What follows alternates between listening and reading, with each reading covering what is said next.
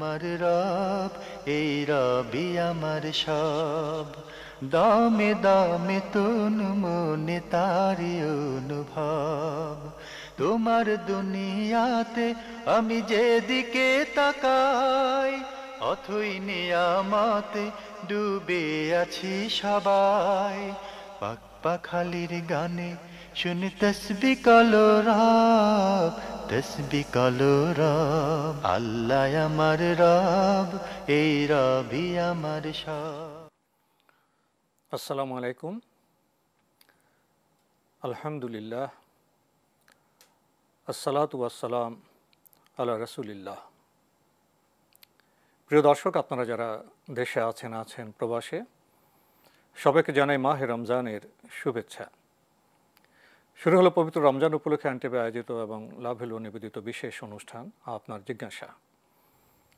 আপনাদের সাথে আছি আমি জয়নুল আবেদিন আজাদ, আর আপনাদের মনে জাগা প্রশ্নের জিজ্ঞাসার জবাব দিচ্ছেন বিশিষ্ট আলেম ডক্টর মোহাম্মদ সাইফুল্লাহ। আসসালামু আলাইকুম ওয়া রাহমাতুল্লাহি ওয়া বারাকাতুহু। প্রিয় দর্শক, আজকের প্রথম চিঠিটি পাঠিয়েছেন মোহাম্মদ আবুল খায়ের, মিরপুর, ঢাকা থেকে। আপনি লিখেছেন, ইচ্ছাকৃতভাবে যদি কোনো সুস্থ সবল ব্যক্তি রোজা ভেঙে ফেলেন, তাহলে তার পরিণাম কি? ধন্যবাদ এই ভাইকে, গুরুত্বপূর্ণ একটি প্রশ্ন করেছেন। সেটি হচ্ছে, কেউ যদি ইচ্ছাকৃতভাবে সুস্থ সবল হওয়া সত্ত্বেও সিয়াম ভঙ্গ করে থাকেন, তাহলে তার হুকুম কী হবে? এটি ভয়ঙ্কর অপরাধ, বড় ধরনের অপরাধ।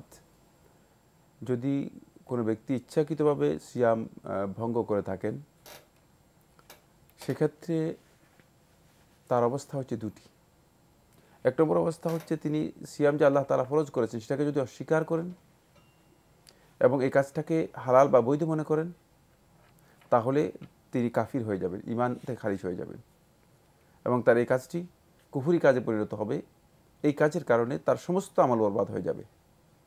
তাই এটি অত্যন্ত ভয়ঙ্কর একটি বিষয়।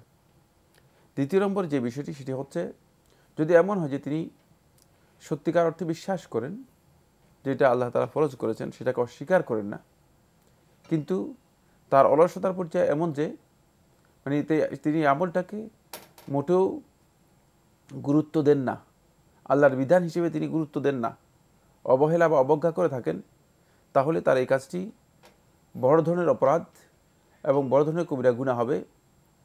কোনো কোনো পর্যায়ে সেটি কুফরি পর্যায়ে পৌঁছতে পারে, এমন অবস্থা হতে পারে। সেটি নির্ভর করবে তার অন্তরের অবস্থানের উপর এবং এই কাজের প্রতি তার কতটুকু আগ্রহ এবং অনীহা রয়েছে, এটার উপর ভিত্তি করেই এই ফতোয়া আসবে, সে আসলে কতটুকু কোন পর্যায়ে যাবে। তবে আহলুল ইলমের মধ্যে অধিকাংশ আহলুল ইলমের বক্তব্য হচ্ছে এই, যেগুলো ইসলামের শাআয়ের, ইসলামের মৌলিক যে ভিত্তিগুলো রয়েছে, আরকানুল ইসলাম, ইসলামের নিদর্শন হিসেবে যেগুলো পরিচিত, তার মধ্যে অন্যতম একটি নিদর্শন হচ্ছে সৌমে রমাদান মাসের সিয়াম।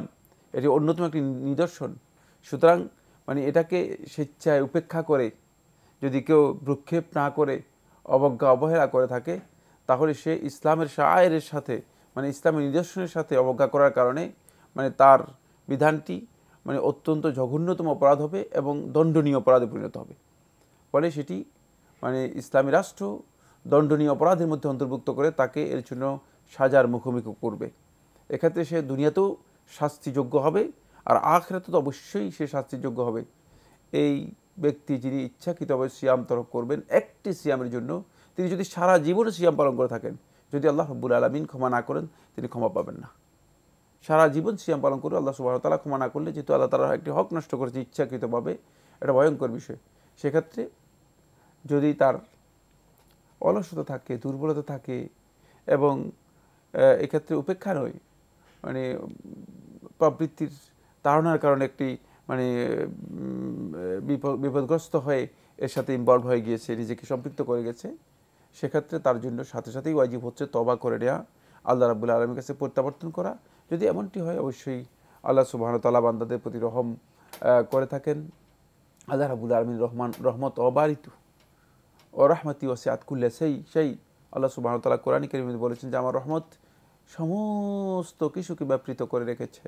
সুতরাং অবশ্যই তিনি আল্লাহ রাব্বুল আলামিনের কাছে যদি ক্ষমা চান ক্ষমা পাবেন, কিন্তু এই ক্ষেত্রে তার উপর পরবর্তী সময়ে তিনি কি সিয়াম পালন করবেন, মানে তার এই সিয়াম ভঙ্গ করার কারণে, ইচ্ছাকৃত সিয়াম ভঙ্গ করার কারণে পরবর্তী সময় তিনি কি সিয়াম মানে পালন করবেন, নাকি তিনি এর জন্য কাজা এবং কাফফারা দুটি দিবেন, এই নিয়ে আলেমদের মধ্যে দ্বিমত রয়েছে।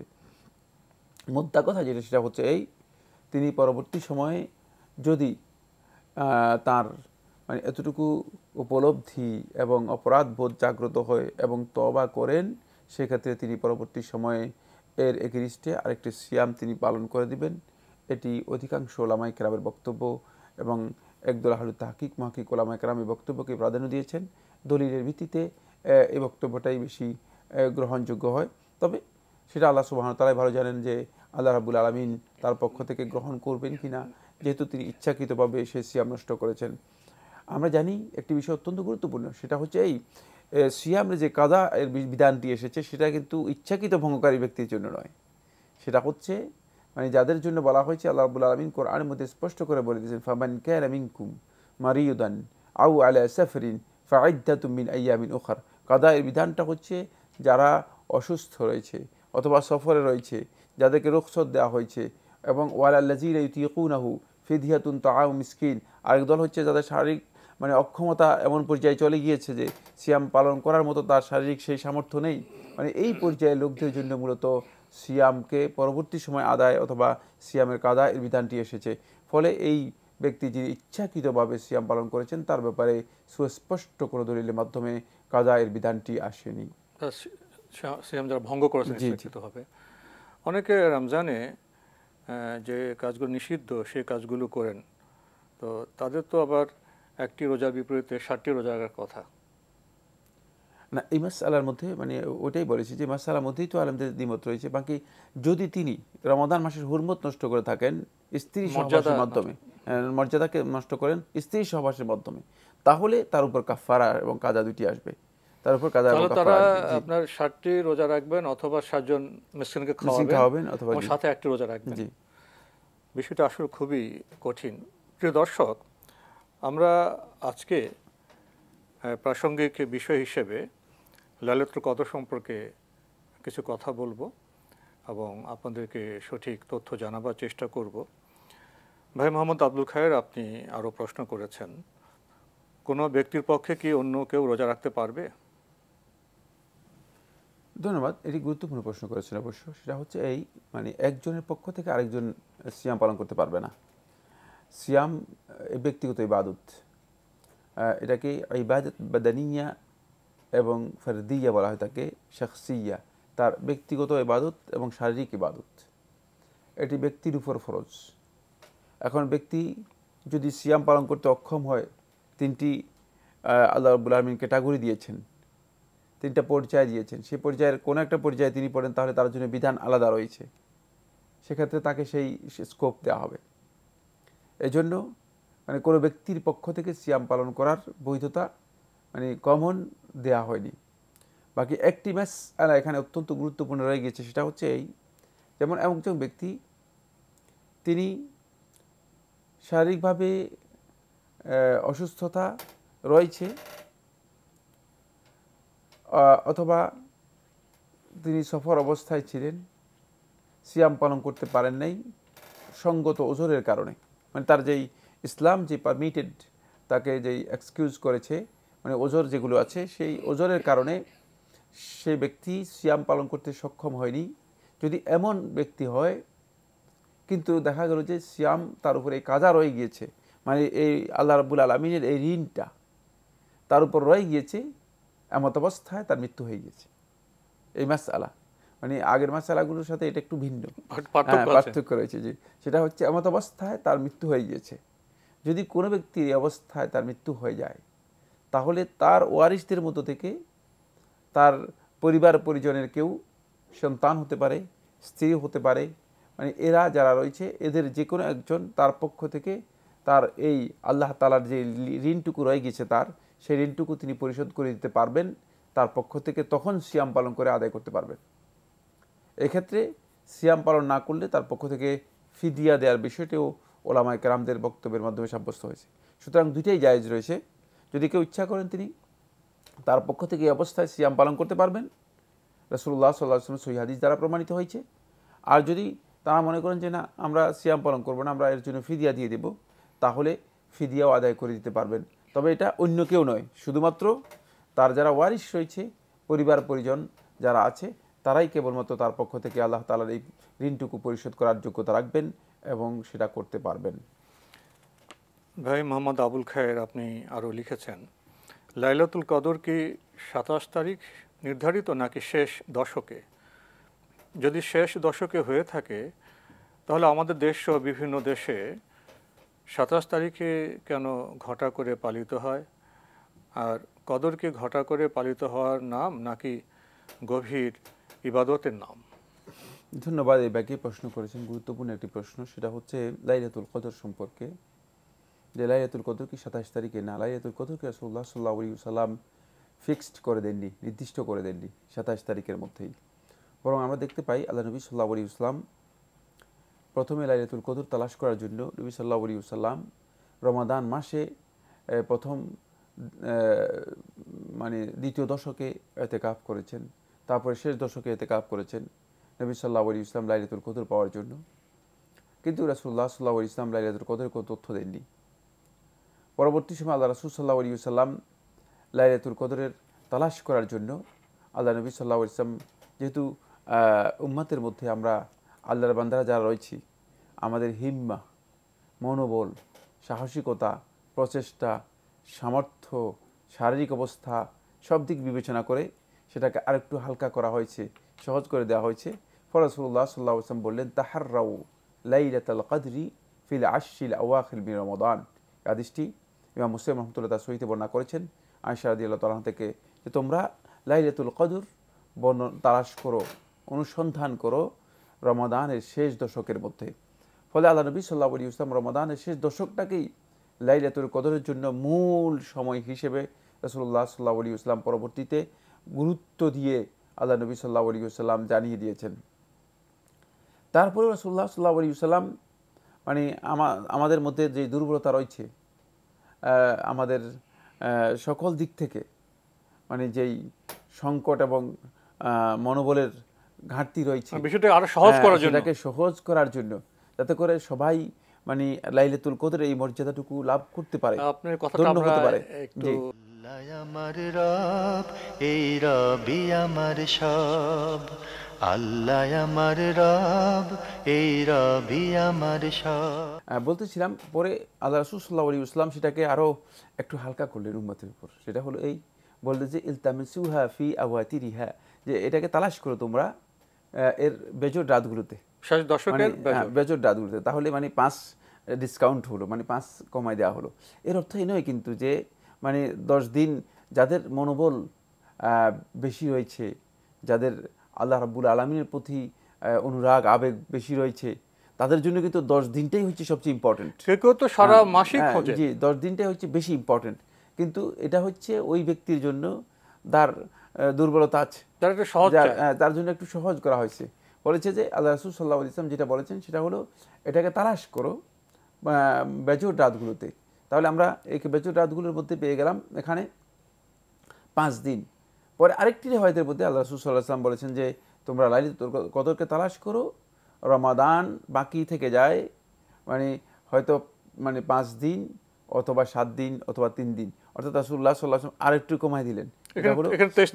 এখানে হ্যাঁ, মানে 23 এবং 25, 27 মানে 29 এই রাতগুলোকে আল্লাহ রাসূল সাল্লাল্লাহু আলাইহি ওয়াসাল্লাম একটু গুরুত্ব দিলেন।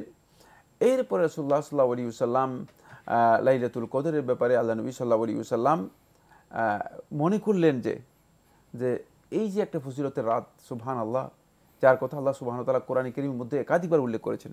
কোন রাতের ব্যাপারে আল্লাহ সুবহানাহু ওয়া তাআলা এত মানে বিস্তারিত মানে আলোচনা করেন নাই, যে রাতের মানে পরিপূর্ণ বিস্তারিত বিবরণ আল্লাহ সুবহানাহু ওয়া তাআলা কোরআনে কারীমের মধ্যে দিয়েছেন। মানে প্রায় বলতে গেলে মানে মৌলিক যে কথাগুলো আছে সবগুলো আল্লাহ রাব্বুল আলামিন বলে দিয়েছেন।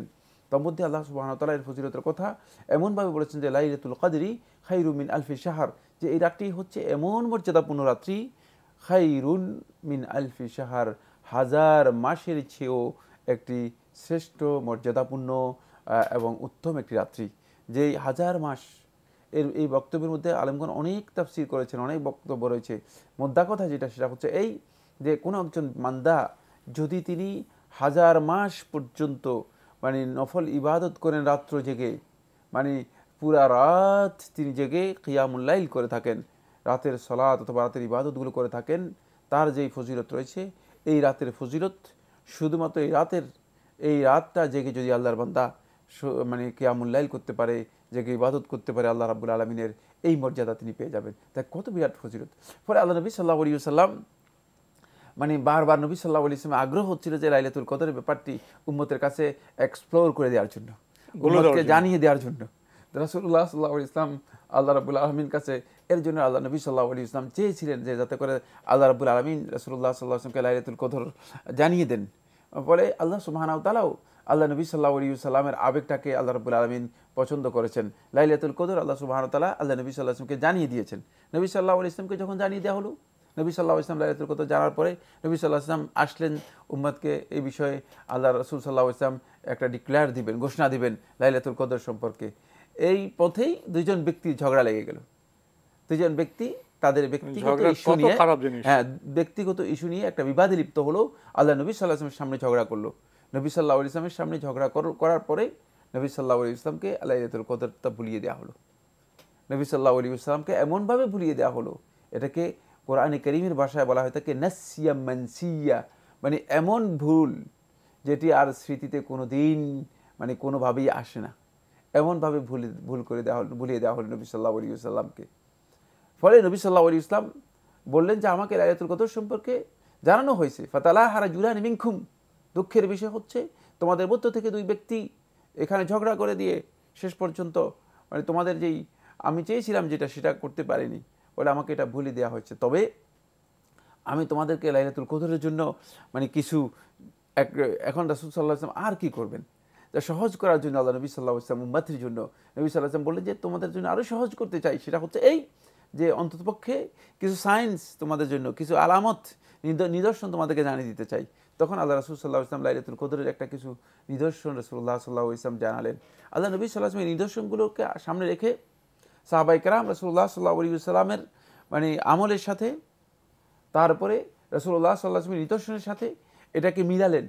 মিলিয়ে আল্লাহ রাসূল সাল্লাল্লাহু আলাইহি ওয়াসাল্লামের সাহাবীদের মধ্যে দুইজন সাহাবী যারা আল্লাহ রাসূল সাল্লাল্লাহু আলাইহি ওয়াসাল্লামের কাছে অনেক কাছের ব্যক্তি ছিলেন, তার মধ্যে ওমর ইবনে খাত্তাব রাদিয়াল্লাহু তাআলা আনহু, উবাই ইবনে কাব রাদিয়াল্লাহু তাআলা আনহু, এই বড় বড় সাহাবীদের মানে অনেকেই তারা দেখতে পেলেন যে রাসূলুল্লাহ সাল্লাল্লাহু আলাইহি ওয়াসাল্লাম যেই আলামতগুলো দিয়েছেন এই আলামতগুলোর সাথে 27 রাতের মানে তখনকার সময় একটি মিল রয়েছে, একটা সম্পর্ক রয়েছে।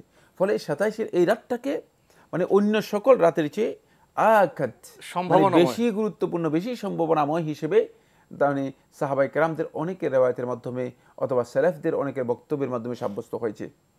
এই জন্য এই 27 এই রাতটাকে অনেক বেশি গুরুত্ব দেওয়া হয়ে থাকে। তখন থেকে আরম্ভ করেই মূলত সালাফদের আমলের মাধ্যমে ইবাদতের জন্য গুরুত্ব দেওয়া হয়ে থাকে। এখানে একটি বিষয় আমি আপনার সাথে মানে ঐকমত পোষণ করে বলতে চাই, সেটা হচ্ছে এটা কিন্তু আসলে ঘটা করে আয়োজন করে পালন করার বিষয় নয়, এটা উদযাপনের বিষয় নয়। আপনি ঠিকই বলেছেন, লাইলাতুল কদর উদযাপনের বিষয় নয়। লাইলাতুল কদর হচ্ছে আল্লাহ রাব্বুল আলামিনের নৈকট্য লাভ করার জন্য এখানে ইবাদতের মধ্যে মানে মগ্ন হওয়া, ইবাদতের মধ্যে নিজেকে লিপ্ত করার বিষয়, ইবাদতের বিষয়।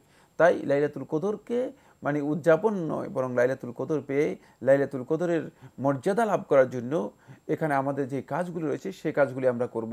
এই কাজগুলোর মধ্যে আল্লাহ রাসূল সাল্লাল্লাহু আলাইহি ওয়াসাল্লাম সবচেয়ে বেশি যে কাজটাকে গুরুত্ব দিয়েছেন, সেটা সকল উম্মতের জন্য বেশি প্রয়োজন, সেটা হলো উম্মত আল্লাহ রাব্বুল আলামিনের কাছে বেশি বেশি করে আল্লাহ তাআলা জিকির করবেন, তাসবিহ করবেন এবং দোয়া করবেন। আল্লাহ রাব্বুল আলামিন জিকির করবেন, তাসবিহ করবেন, দোয়া করবেন। এই তিনটা কথাই রাসূলুল্লাহ সাল্লাল্লাহু আলাইহি ওয়াসাল্লাম যখন উম্মুল মুমিনিন আয়েশা রাদিয়াল্লাহু তাআলা আনহা আল্লাহ নবী সাল্লাল্লাহু আলাইহি ওয়াসাল্লামকে প্রশ্ন করলেন, জিজ্ঞেস করলেন যে লাইলাতুল কদর যদি আমি পেয়ে যাই হে আল্লাহ রাসূল সাল্লাল্লাহু আলাইহি ওয়াসাল্লাম, তাহলে আমি কি বলবো? তখন রাসূলুল্লাহ সাল্লাল্লাহু আলাইহি ওয়াসাল্লাম আয়েশা রাদিয়াল্লাহু তাআলাকে শিক্ষা দিলেন, বলেন কওলি, তাহলে তুমি বলবে আল্লাহুম্মা ইন্নাকা আফুউন তুহিব্বুল আফওয়া ফাআফু আন্নী, আল্লাহুম্মা ইন্নাকা আফুউন তুহিব্বুল আফওয়া ফাআফু আন্নী, হে আল্লাহ আপনি ক্ষমাশীল, আপনি ক্ষমাকেই পছন্দ করেন, ফাআফু আন্নী, সুতরাং আপনি আমাকে ক্ষমা করে দিন। এখানে ওই 3টি কথা রয়ে গিয়েছে যেটা আমি বলেছি। তো এদিন জিকিরের মধ্যে তো আমরা কোরআন তেলাওয়াত করতে পারবো। জিকির কমন, জিকির সকল প্রকার জিকিরের মধ্যে অন্তর্ভুক্ত। কোরআন তেলাওয়াত হচ্ছে জিকিরের মধ্যে শ্রেষ্ঠ জিকির, কোনো সন্দেহ নেই। যেহেতু আল্লাহর কালাম এর মর্যাদা হচ্ছে, মানে আল্লাহ রাব্বুল আলামিনের কালামের মর্যাদা হচ্ছে, রাসূলুল্লাহ সাল্লাল্লাহু আলাইহি ওয়াসাল্লাম সহিহ হাদিস দ্বারা প্রমাণিত হয়েছে, মানে আল্লাহ তাআলার মর্যাদা গোটা মাখলুকাতের উপর যেমন, আল্লাহর কালামের মর্যাদা দুনিয়ার সমস্ত কিছুর উপর তেমন। আমরা খুবই চমৎকার কথা শুনছিলাম, আশাপ্রদ কথা শুনছিলাম পবিত্র লাইলাতুল কদর সম্পর্কে। প্রিয় দর্শক, দেখছিলাম এনটিভি আয়োজিত এবং লাভ হলো নিবেদিত অনুষ্ঠান আপনার জিজ্ঞাসা। সময় হলো বিরতির, ফিরছে একটু পরেই, আমাদের সাথেই থাকুন। আল্লাহ আমার রব, এই রবি আমার সব। আল্লাহ আমার রব, এই রবি আমার সব।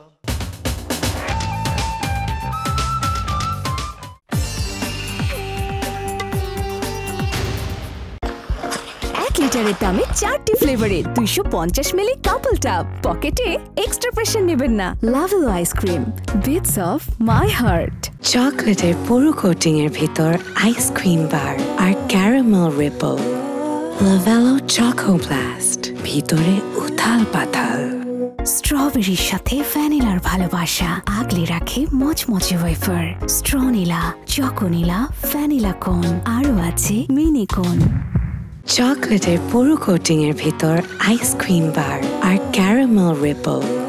লাভেলো চকো ব্লাস্ট, ভিতরে উথাল পাথাল। স্ট্রবেরির সাথে ভ্যানিলার ভালোবাসা আগলে রাখে মচমচে ওয়েফার। স্ট্রনিলা, চকোনিলা, ভ্যানিলা কোন, আরও আছে মিনি কোন। চকলেটের পুরো কোটিং এর ভিতর আইসক্রিম বার আর caramel ripple. Lovello choco blast, ভিতরে উথাল পাথাল।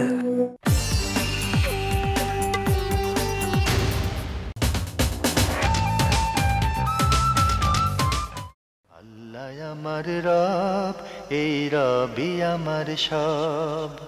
আল্লাহ আমার রব, এই রবি আমার সব। প্রিয় দর্শক, বিরতির পর আমরা আবার ফিরে এলাম আপনার জিজ্ঞাসায়। আপনি আরও জানতে চেয়েছেন এবছর ফিতরার টাকা কত করা হয়েছে, ফিতরা কিভাবে দেব, বিস্তারিত জানালে উপকৃত হব।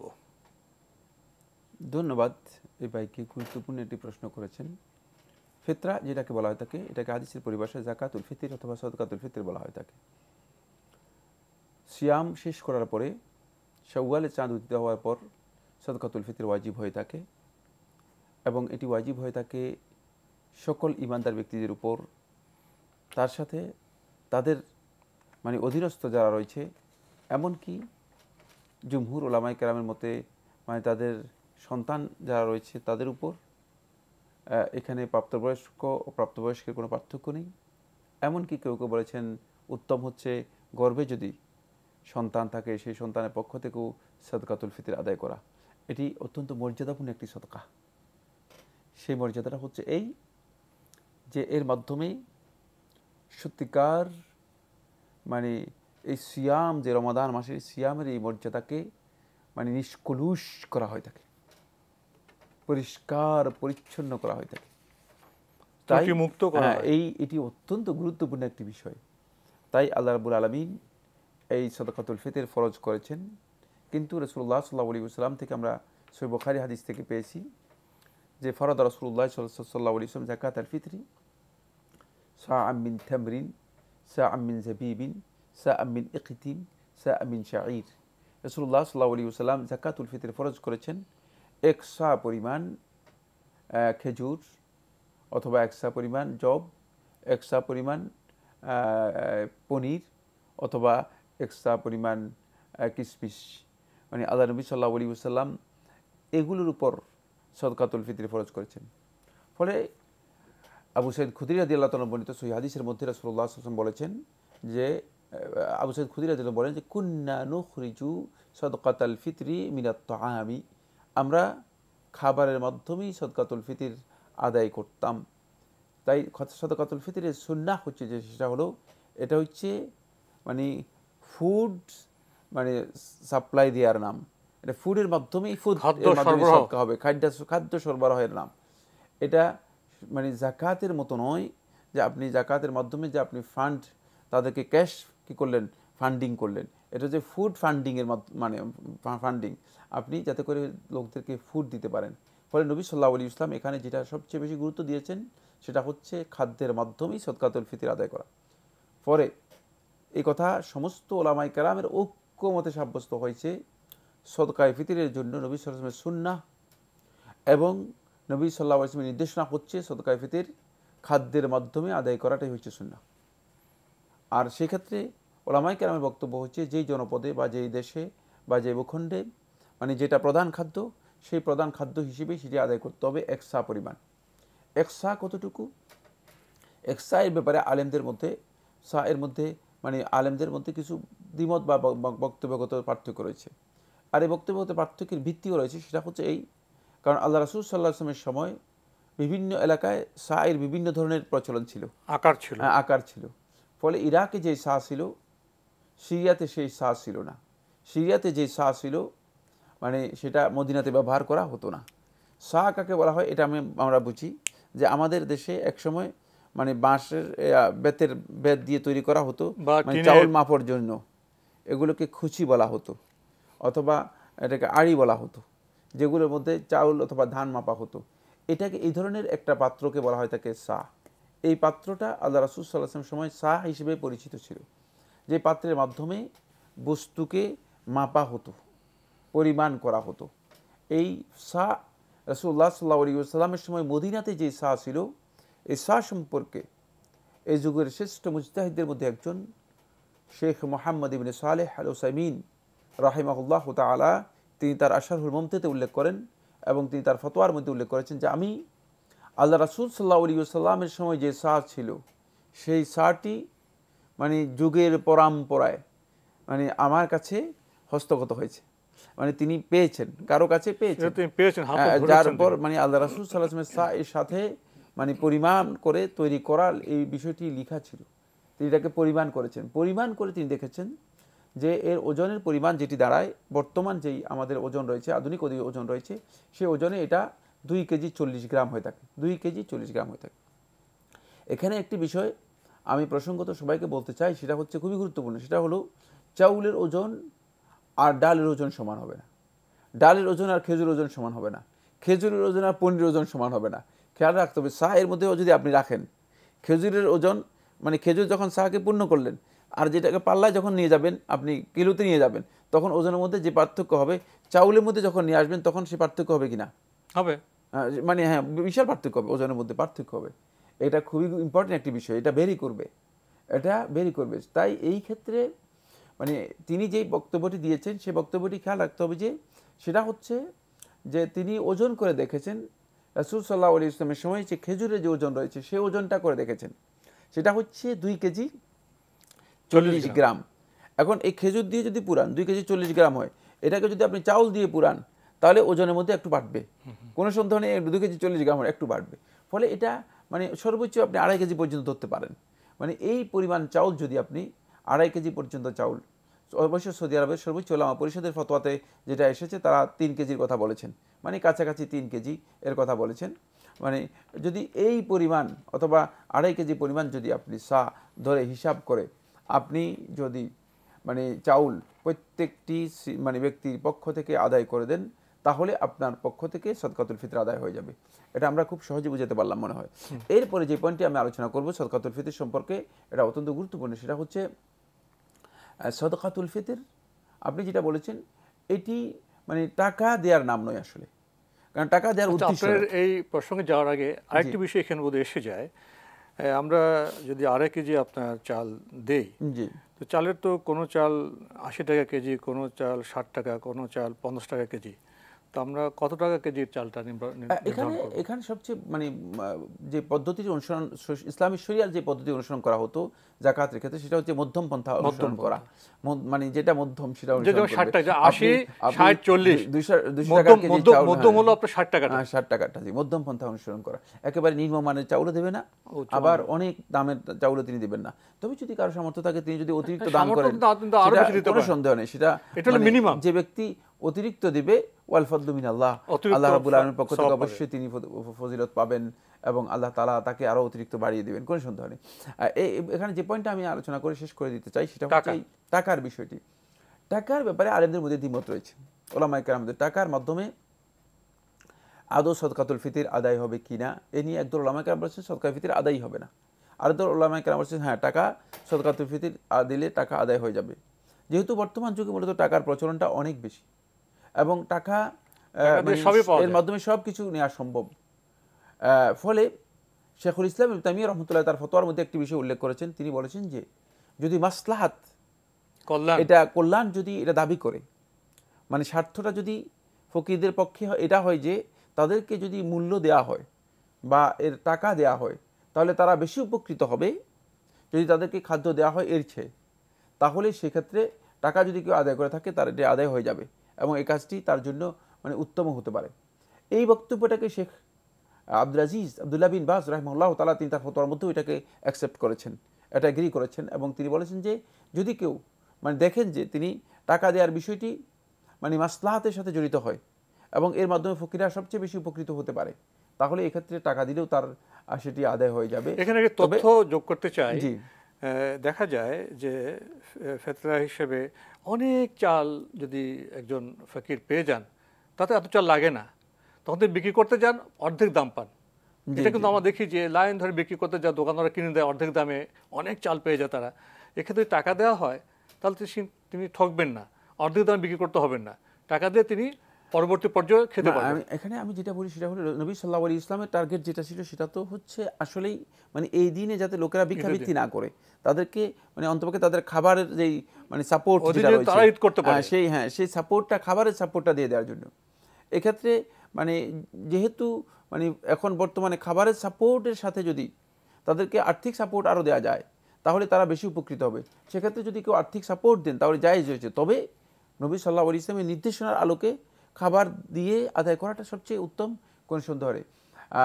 যদি কেউ মানে টাকা দিয়েও আদায় করেন তাহলে সেটা তার জন্য জায়েজ হয়েছে, তবে এই ক্ষেত্রে তিনি যেটা খেয়াল রাখবেন সেটা হচ্ছে আমরা বলেছি মানে 2.5 কেজি পরিমাণের চাউল, যদি সেই চাউল এখন বর্তমানে আপনার 55 টাকা করে ধরেন তাহলে এই পরিমাণের চাউল মধ্যম মানের যেটা 50 করে ধরলে 100 মানে তারপরে 125 বা 130 টাকার মতো মানে যদি কেউ আদায় করতে চান এর কাছাকাছি তিনি যদি আদায় করেন তাহলে তার সেটি আদায় হয়ে যাবে। এটা নির্ধারণের বিষয় নয়, এটা নির্ধারিত।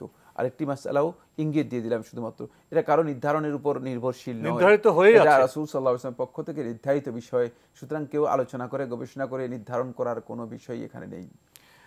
সাদাকাতুল ফিতর প্রসঙ্গে আরও দুটি বিষয় জানতে হয়। যারা ঘরে কাজ করেন জি বা একটি পরিবারের সাথে যেমন ড্রাইভার আছে জি জি তাদের সাদাকাতুল ফিতরের টাকা কি গৃহ মালিককে দিতে হবে? না, আমাদের যে সমস্ত ঘরগুলোতে যারা কাজ করে থাকেন অথবা মানে বিভিন্ন অফিস আদালতে যারা মানে মানে চতুর্থ শ্রেণীর কাজ করে থাকেন এরা কিন্তু আমাদের ওই অধীনস্থ মানে মালিকানাভুক্ত ব্যক্তি নয়, তারা কর্মচারী স্টাফ, এবং তাদের যে উজরার কাজটি মানে তারা যে আমাদের সাথে কাজ করতেছে এটাকে বলা হয় থাকে ইজারা আল মুশতারাকা শরীয়তের পরিভাষায়। তারা একটা নির্দিষ্ট টাইমে আমার জন্য কাজ করতেছে, বাকি তার পুরো সময়টাই সে কিন্তু স্বাধীন, সে যাই খুশি তা করতে পারবে। সুতরাং এই ক্ষেত্রে মানে তার দায়িত্ব মানে মানে ঘরের গৃহকর্তা অথবা কোনো ব্যক্তির উপর বর্তাবে না। কিন্তু যদি তিনি মনে করেন যে না, তাকে বলেন যে তুমি তোমার যে সাদাকাতুল ফিতরটা আছে সেটা আমি আদায় করে দিলাম, তাহলে তার পক্ষ থেকেও আদায় হয়ে যাবে। এক্ষেত্রে তিনিও সাদাকা করার কারণে অবশ্যই সওয়াব পাবেন, কোনো সন্দেহ নেই, কিন্তু এটা তার জন্য বাধ্যতামূলক নয়। আরেকটা হলো সময়টা, এটা কি 2-3 দিন আগে দিতে পারবেন? ঈদের 2 দিন আগে? 1 বা 2 দিন আগে, 3 দিন নয়, সর্বোচ্চ 1 দিন আগে, অথবা ইবনে ওমর রাদিয়াল্লাহু আনহু বর্ণিত রাওয়ায়াত থেকে দিয়ে এসেছে মানে শক রয়েছে, 1 দিন আগে আদায় করাটাই হচ্ছে উত্তম। তবে সবচেয়ে উত্তম সময় যেটা সেটা হচ্ছে মানে ঈদগাহে ঈদের সালাতের আগেই আদায় করে দিতে হবে, এটি নবী সাল্লাল্লাহু আলাইহি ওয়াসাল্লামের নির্দেশনা। আর সময় তো শেষ হয়ে গেল, আজকে আমাদের এখানেই শেষ করতে হচ্ছে। আপনাকে অনেক ধন্যবাদ। আপনাকে অশেষ ধন্যবাদ। প্রিয় দর্শক, আমরা তো আজকের প্রশ্ন নিতে পারছি না, তবে আপনাদের অবগতির জন্য জানাতে পারি আপনাদের মনোজাগা প্রশ্ন চিঠির মাধ্যমে, ইমেলের মাধ্যমে আমাদের কাছে পাঠাতে পারেন। ঠিকানা পরিচালক আপনার জিজ্ঞাসা এনটিভি বিএসএসসি ভবন 7ম তলা 102 কাজী নজরুল ইসলাম অ্যাভিনিউ, কারওয়ান বাজার, ঢাকা 1215। ইমেল অ্যাড্রেস আপনার জিজ্ঞাসা@ntbbd.com। প্রিয় দর্শক, এছাড়া আমাদের অনুষ্ঠান আপনারা এনটিভি অনলাইনেও দেখতে পারবেন। ভিজিট করুন www.ntbbd.com। ইউটিউবে এবং আমাদের ভেরিফাইড ফেসবুক পেজে অনুষ্ঠান দেখতে পারবেন। প্রিয় দর্শক, রমজান তো এখন একেবারে শেষের দিকে। আমরা কি একটু পরিমাপ করব, হিসেব করব এই রমজান থেকে আমরা কতটা ফায়দা নিতে পেরেছি? কিন্তু এখনও শেষ হয়নি রমজান, আরও তো কয়েকটা দিন রয়েছে। আসুন এই দিনগুলোকে আমরা সর্বোত্তম ব্যবহারের চেষ্টা করি। দেখা হবে ইনশাল্লাহ আগামীকাল একই সময়ে। প্রিয় দর্শক, মহান আল্লাহ আমাদের সবাইকে নিরাপদে রাখুন, রাখুন শান্তিতে। আসসালামু আলাইকুম। আল্লাহ আমার রব, এই রবি আমার সব, দামে দামে তুন মনে তারি অনুভব। আল্লাহ আমার রব, এই রবি আমার সব।